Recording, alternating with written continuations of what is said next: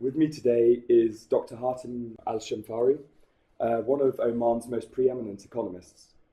Dr. Al-Shanfari is a faculty member in the Department of Economics and Finance at Sultan Qaboos University, and amongst his many responsibilities is member of the Board of Governors of the Central Bank of Oman and chairman of the Gulf Bada Capital Markets Company and chairman of First Mazoon Fund. Dr. Hatem Al-Shanfari, welcome to the Anglo-Omani Society, and thank you very much for coming and speaking with us here today. It's a pleasure to talk to you. My first question is, having completed a doctorate in economics at Strathclyde University in Glasgow, how did you find both living and studying in the UK? It was a very exciting time. I had my family, and at that time I had 3 children. And one of the best experiences that I had during my studies to see them going through the public school here. So that was to me much more important than my studies. And we lived 3 wonderful years here. Lots of activities, horse riding, skiing, and sightseeing in the summer. It was a wonderful experience. My 3rd daughter was born in Scotland, and 2 months after she was born, we returned back to Oman. And she's always looking forward to go back to Scotland and even thinking about doing her bachelor degree in Scotland. I was lucky enough in 2008, 2009 to have 1 year sabbatical leave where I spent it in Cambridge University, and during the Easter holiday we went up to Scotland. It was a really nice to visit back. Brilliant. Yeah. And just moving into the realms of economics, what drove you to become so passionate about economics, and specifically economics in Oman? Well, being part of the country, it's important to be aware of what's going on and try to see if I can be of help to the government, to policymakers, and most importantly to the student, the new generation who are looking forward to future prospect. So that's one of the major interests that I have connected with economics there. And with the Omani economy, what are the main pillars that underpin it? The economy is very much dependent on how you manage the resources. And we see countries that are very rich of natural resources like Venezuela, but because of mismanagement, the country is going through a very difficult time. Another country like Nigeria that has abundant natural wealth, but if it's not well managed, then there is a problem. So proper management comes from good leadership and good governance. And if the economy is well governed and it has a vision, normally it has a better prospect for the future. And we have seen numerous reports over the last 3 decades concerning the total recoverable resources of oil left in the country. How accurate do you think these are, and how concerning is it to Oman's current economic model? Well, these are just indicators that we should just read them as they are, and we know that every year these numbers are revised slightly up or down. But for example, in Oman in the 1980s, it was predicted that in 20 years, by 2000, there is no oil in Oman. And in 2000, we were thinking about another 20 years. And now in 2017, we're talking about at least 15 years of recoverable oil resources. So obviously the technology has played a very important part, and the ability to extract oil from very difficult reserves has been the theme of enhancing the oil production and the oil recovery. And how much does the financial wealth of Oman's reserves act as a buffer to the country's current economic concerns, challenges? In good years, between 2000 and 2014, there has been a very healthy accumulation of financial wealth that has definitely cushioned the shock in 2000 that started in 2014 and spilled over to 2017 till today. And therefore, without that cushion, that would have been more difficult to manage. And just concerning your neighbour, UAE has got, for the GCC, it's quite diverse in terms of its economic outlook.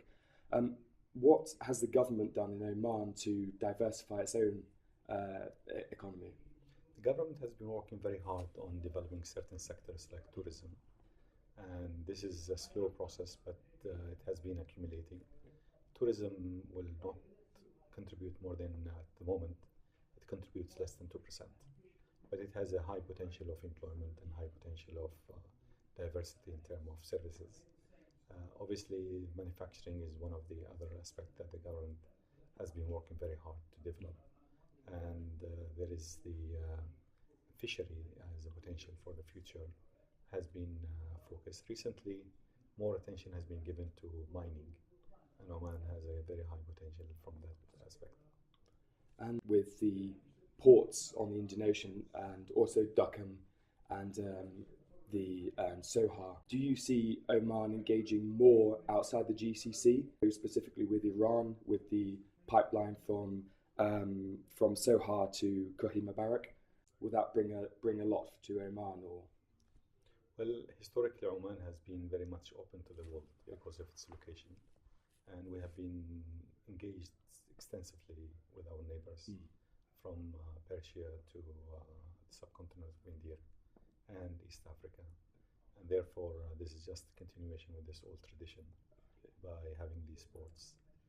For Oman, it's important to have multiple sources of supply. Strategically, it's local supply of oil and gas, as well as, if it's possible, to get some of the natural resources from our neighboring countries if it's economically feasible. And this is part still of the evaluation at this stage, if it goes through or not, because that has to be economically feasible.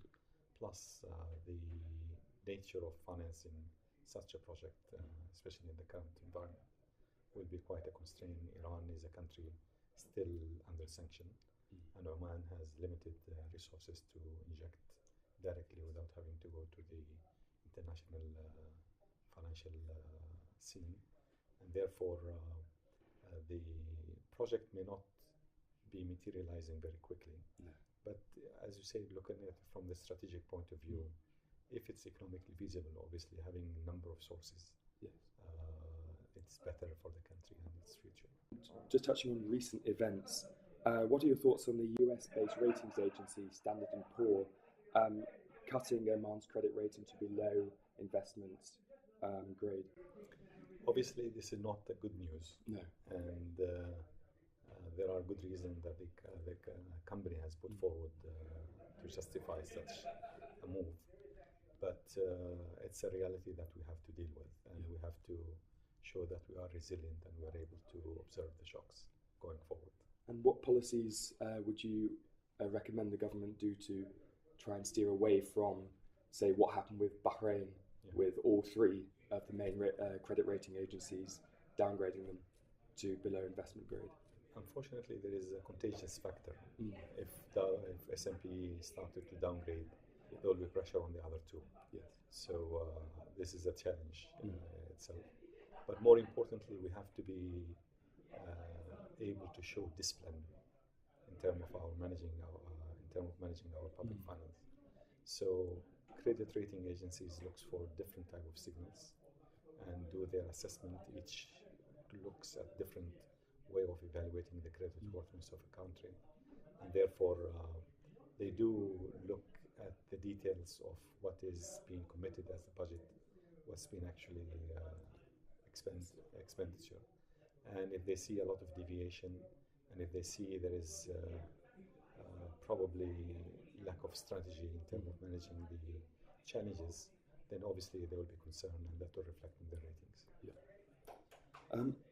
And how critical is the vitality of the private sector in alleviating some of the shock felt by the current oil price drop?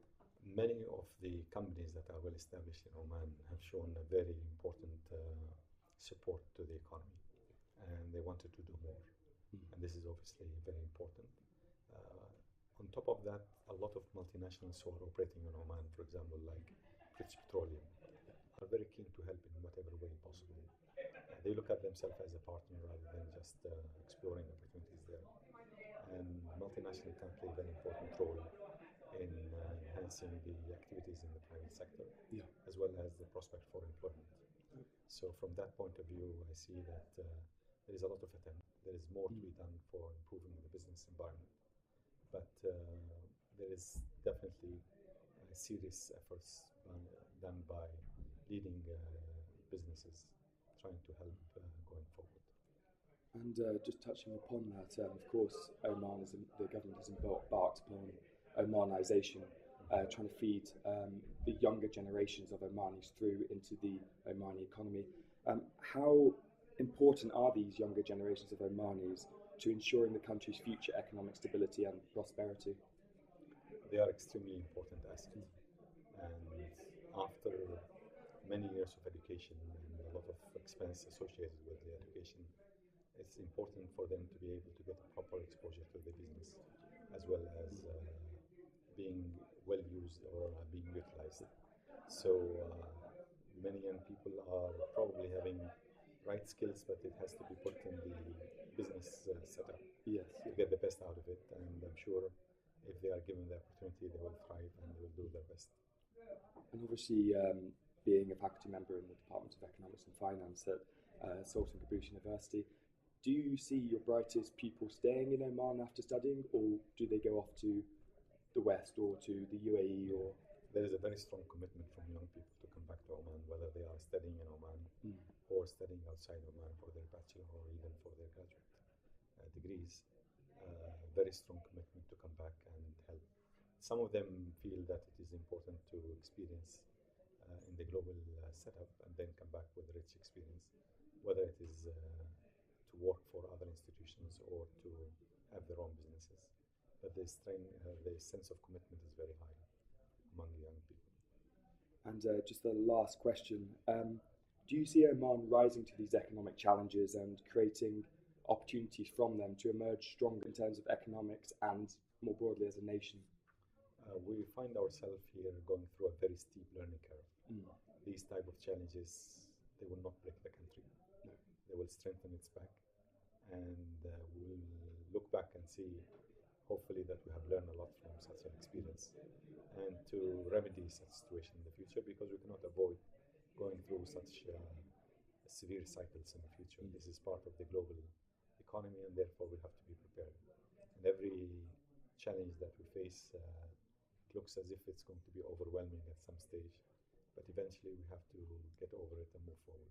Dr. Hatem Al-Shanfari, on behalf of all of us at the Anglo-Omani Society, thank you so much for coming and speaking with us here today. It's been a pleasure. Thank you. Thank you very much. Pleasure. Cheers.